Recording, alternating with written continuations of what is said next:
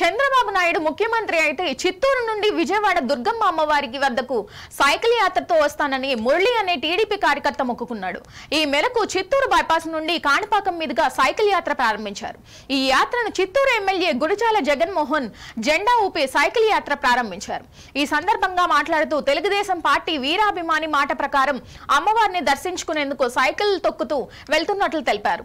దుర్గమ్మ ఆశీస్సులు రాష్ట్రం అన్ని రంగాల్లో అభివృద్ధి చెందాలని కోరారు. వీరితో పాటు మాజీ ఎమ్మెల్సీ దొరబాబు, మేయర్ కటారి హేమలత, పలువురు తెలుగుదేశం పార్టీ నాయకులు పాల్గొన్నారు.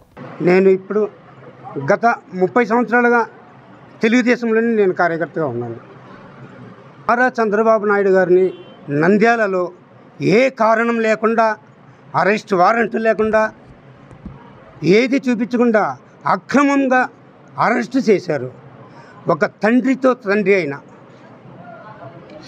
53 రోజులు జైల్లో పెట్టారు. ఆయన కోసం నాయకులు కానీ కార్యకర్తలు కానీ చాలా ఇబ్బంది పడి చాలా పోరాటాలు చేసినారు. ఆయన చల్లగా తిరిగి రావాలా, నేను ఈ యాత్ర చేయాలా, చిత్తూరు టు విజయవాడ అనుకున్నాను. 12 నెలలు తిరువన్నామలై అరుణాచలానికి గిరివలం తిరిగాను. ఇదే తలుచుకుంటూ తిరిగాను. ఆయన క్షేమంగా ఇల్లు వచ్చి చేరాలి అని, ముఖ్యమంత్రిగా కార్యకర్త ఎత్తుకోవాలని, మన చిత్తూరు అసెంబ్లీ నియోజకవర్గంలో ముఖ్యంగా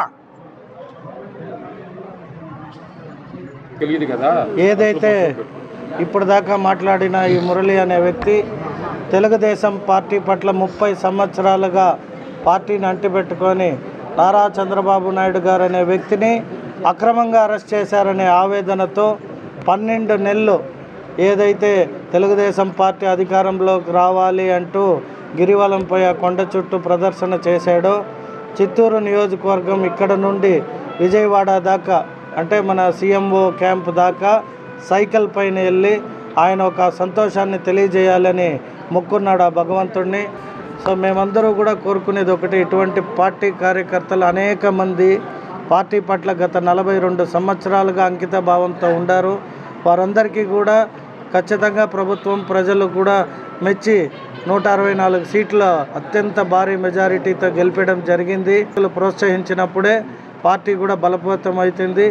పార్టీకి ఎవరైతే ఇలా అంకిత భావంతో ఉంటారో వారికి కూడా ఎప్పుడూ మా సహాయ సహకారాలు అర్ధరాత్రి వచ్చినా కూడా వారికి ఏం కావాలో చేయడానికి ముందుంటామని తెలియజేసుకుంటూ, వారికి ఇది జయప్రదం కావాలి, ఆరోగ్యంగా వెళ్ళి తిరిగి ఇల్లు చేరాలని నేను కూడా భగవంతుని కోరుకుంటున్నాను.